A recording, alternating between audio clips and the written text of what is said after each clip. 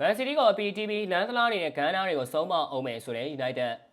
ပရိသနာဝင်းကမြောင် United တို့ကတော့ပြီးခဲ့တဲ့စနေနေ့ညကမထမန်ထားတဲ့ရလဒ်တစ်ခုကိုဒါဘီပွဲစဉ်မှာလုပ်ပြခဲ့ပါတယ်။ညဉ့်ညနေတဲ့မနက်ခင်းလေးတစ်ခုဟာဖန်တချိုးကြောင့်ဝန်တိုင်းကျဲတန်တွေကြားခဲ့ရပါတယ်။မန်ချက်စတာဒါဘီမှာမန်စီးတီးနိုင်မှာပါဆိုတဲ့အတန်တွေတောင်စွန့်အားခဲ့ရပြီးဂွာလာနဲ့ဟာလန်ကိုတိတ်ဆင်းအောင်လုပ်နိုင်ခဲ့တဲ့ United ဗျူဟာကတကယ်ကိုထိရောက်ခဲ့ပါတယ်။တိုက်စစ်ကောင်းပါတယ်ဆိုတဲ့မန်စီးတီးကို United အသင်းကဂိုးပေါင်းတင်မဲ့မှုတစ်ချိန်သာ800လောက်အောင်စွမ်းဆောင်ပြခဲ့ပြီး United အသင်းကတော့ဒီပြမိုက်ကယ်ကာရီနဲ့ဝန်တိုင်းကျဲလာတော့မှာပါဒီတစ်ခေါက်မှာမိုက်ကယ်ကာရီရင်ဆိုင်ရမှာကပရီးမီးယားလိရဲ့ချန်ပီယံဖြစ်ဖို့ရေပန်းအစားဆုံးအာဆင်နယ်ကိုဝေးကွက်မှာရင်ဆိုင်ရမှာပါအာဆင်နယ်ဆိုတာလက်ရှိပရီးမီးယားလိရဲ့အကောင်းဆုံးအသင်းဖြစ်နေပြီးဒီအသင်းကိုမန်စီးတီးလို United အသင်းအနိုင်ကန်မယ်ဆိုတာဒါပြောကြည့်ရလားတကယ်ကြီးလုံးပြမှာလားဆိုတာကစဉ်းစားစရာပါဒါအပြင်အိမ်ဝင်းရှုံးပွဲမရှိသေးတဲ့အာဆင်နယ်အသင်းကို United အသင်းကနိုင်အောင်လေဒီလောက်ကြီးလွယ်ကူမနေလို့ United ထက်တင်းနီဖန်တွေကပို့ပြီးတော့လေကြီးနေခဲ့တာလို့ပဲပြောရမှာပါမန်စီးတီးကိုကန်ကောင်းလို့နိုင်တာမဟုတ်ပဲတကယ်ကောင်းလို့နိုင်ခဲ့တာကိုတော့ချီးကျူးရမှာပါဒါပေမဲ့မန်စီးတီးကိုနိုင်အောင်လောက်နဲ့အာဆင်နယ်ကိုနိုင်မယ်ဆိုတာကတော့ပြောရစောနေသေးပါသေးတယ်တပိုင်းတွေကပြန်မယ်တွေးဆုံနိုင်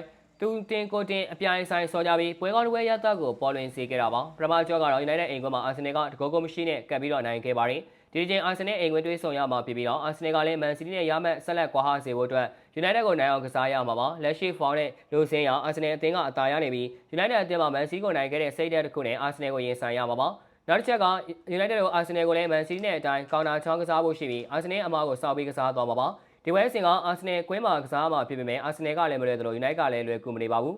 တခုတတိထားမှာကမိုက်ကယ်ကာရီရဲ့နီးပြပြောင်းပြောင်းမှုဖြစ်ပြီးမိုက်ကယ်ကာရီဟာ United ယာယီနီးပြပွားနှစ်ချိန်အတွင်းအာဆင်နယ်မန်စီးတီးချဲလ်ဆီတို့နဲ့တွေ့ဆုံခဲ့တာပါအဲဒီသုံးဝက်မှာတော့အာဆင်နယ်နဲ့မန်စီးတီးကိုနိုင်ခဲ့ပြီးချဲလ်ဆီကိုတေးကြခဲ့ပါတယ်ဒါကြောင့်ပွဲကြီးတိုးတဲ့အနီးပြောင်းမိုက်ကယ်ကာရီကအာဒီတာရဲ့အာဆင်နယ်ကိုဘယ်လိုမျိုးရင်ဆိုင်တိုးပြန်သွားမှာလဲဒီဝဲစင်ကလာမဲ့တင်းဝင်နေည7:00နာရီမှာအာဆင်နယ်အမ်ရိတ်ကွင်းမှာရှင်ပြိုင်သွားမှာပါလန်ဒလာနေတဲ့ဂန်နာတွေကို United ကပဲတိတ်ဆိတ်စေမှာလားဒါမှမဟုတ် TNT တွေကိုအိမ်မန်ဆိုးတွေပေးပြီးအာဆင်နယ်တို့ပြန်ပြီးချောင်းလန့်နေမှာလားဗီယိုလင်းကဒီလောက်ပါပဲအဆုံးထိကြည့်ရှုပေးခဲ့ကြတဲ့ပရိသတ်ဒုတိယဆင်နေတိုင်းကိုကျေးဇူးထိုးပဲတင်ရှိပါရခင်ဗျာနောက်လာမယ့်ဗီဒီယိုတွေမှာပရိသတ်တွေနဲ့ပြန်လည်ဆုံစည်းကြပါမယ်